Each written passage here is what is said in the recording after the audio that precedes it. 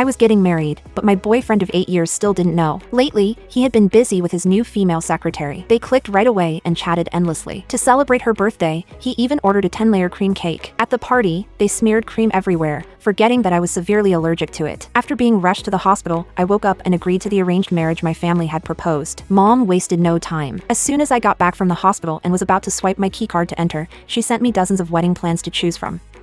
Scrolling through the options, I stopped at her last message. I knew all along you and Lucas wouldn't last. If he truly wanted to marry you, why would he drag things out for 8 years? It's not too late to realize this. I've already prepared wedding plans for you. The wedding is in 3 days. Take your time packing. No need to rush. So, this was all so obvious to everyone else. Yet, I was trapped in Lucas' empty promises, unable to let go. Sighing, I sent her a voice message. Mom, pick whatever you think is best. I like them all. Let's keep the wedding simple. I didn't notice when Lucas walked up behind me. When he heard the word wedding, he blurted out in shock. Wedding? What wedding? Just as he tried to peek at my screen, I quickly put my phone away. He reached out to grab it, but in the next second, his phone started ringing. The night was so quiet that I could clearly hear a panicked female voice on the other end. Lucas, I just went downstairs to grab something, and I think someone is following me. I'm so scared. I walked around the block, but I still can't shake him off. Lucas' expression changed instantly, filled with concern. Celine, don't worry. Go to a well-lit area. There should be someone on duty at the security station. Stay there, and I'll be there soon. He hung up, completely forgetting about the wedding. Without hesitation, he left me standing there and rushed off into the night. I kept my expression perfectly calm. After he left, I called my aunt to say goodbye. My parents had moved out of town to pursue their careers 10 years ago, and since then, I'd been living with my aunt.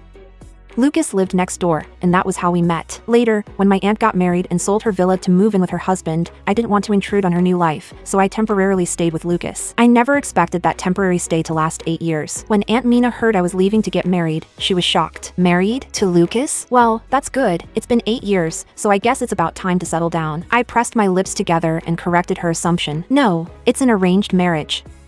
I don't know the person. She fell silent for a moment, then slowly asked, have you thought this through? I think Lucas really cares about you. I just don't know why he hasn't proposed. Maybe I should talk to him? I gave a small, indifferent smile. No need. It wasn't really a relationship, anyway. We never formally got together. It's just been this vague, ambiguous thing for 8 years. If I don't end it now, my whole youth will be gone. Aunt Mina was surprised that we'd lived together for 8 years without even defining our relationship, so she didn't try to dissuade me further and said she'd support my decision. Before going to bed, I set a 3-day countdown widget on my phone. The next day, I asked my mom to send some local gifts over as a thank you to my aunt for her care over the past decade and as a way to say goodbye. That evening, a truckload of packages finally arrived. I gave the driver directions to my aunt's house, but I didn't expect to run into Lucas downstairs. Celine's delicate figure trailed closely behind him, the two of them each carrying bags of household supplies from the supermarket. They looked just like a young couple moving in together. Just then, Aunt Mina came down to greet me and saw the scene. She was about to speak up when I interrupted her. Mom's gifts for you have arrived. Be sure to check the expiration dates. Don't let anything go bad. I didn't look at Lucas even once, though this time he, surprisingly, took the initiative to explain. Ellie, don't misunderstand. Celine's previous neighborhood wasn't safe, so I found her a new place. I didn't realize your aunt lives here, too. By the way, why did you buy so much stuff? As I directed the driver to bring up the deliveries, I replied nonchalantly, you don't need to tell me about your work. My mom bought this stuff. We don't know when we'll be back, so she got a lot. Seeing I hadn't misunderstood, Lucas looked visibly relieved. No problem. The north suburb isn't far. Just let me know anytime you want to come over. He still didn't know I was moving back for good, and I had no plans to tell him. Aunt Mina was going to speak, but seeing how carefully Lucas was looking after Celine, her expression turned grim. The four of us stood there awkwardly until Celine, looking tired, finally broke the silence. Lucas immediately told the driver to pause the delivery, saying they had fewer things and could use the elevator first. Seeing the bags of household items he was carrying, I stepped aside to let them go. Lucas looked briefly surprised, then hurriedly stepped into the elevator. As the doors closed, I couldn't help but see a glimpse of my former self in Celine. Back when my aunt first moved, Lucas had been just as attentive, running errands and taking care of me, moving all my things into his home with a smile, saying he was welcoming his future lady of the house.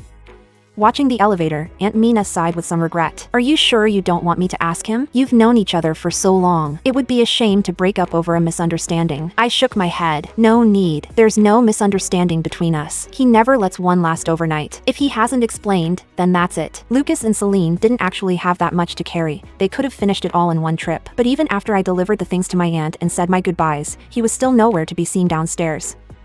Out of courtesy to an old friend, I pulled out my phone and sent him a quick message, asking when he'd be back. Almost immediately, he replied with a voice message. I clicked on it, and Celine's sweet voice came through. Ellie, Lucas is helping me fix the electrical wiring here. This place has never been lived in, so there's a lot to tidy up. You should go home first.